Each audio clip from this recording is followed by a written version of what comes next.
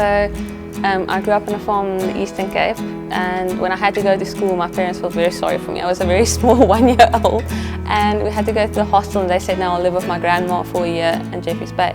She did watercolours when she was younger. She taught me watercolours, and from there I went to study fine art, and I did a lot of other mediums. And in the end, being a grown-up in a sense, I returned back to watercolours because it's my safe zone, it's my comfort. So watercolour is a medium I enjoy because it's very freeing and you don't have a lot of control over it, which often leads to better paintings than I would have done on my own if I had more control over it. Yeah, so I draw most of my inspiration from nature and things around us, especially my garden, which is silly. It's a small garden, but it brings me so much joy.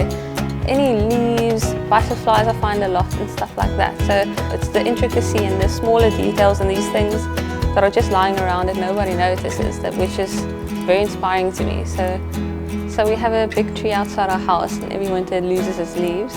And it was actually some of those leaves which I picked up, and I started painting it in a lot of detail. And I realized it needs to be simpler. I wanted to elevate the shape of it, the simplicity, into making something worth looking at. Because it comes from the roots or the ground, the way I come from. I'm proudly South African, I'm proudly African, and that's why this is special and South African, because it's born out of me, out of my garden, out of something that's around us every day. And I think, yeah, is why I find the beauty in it.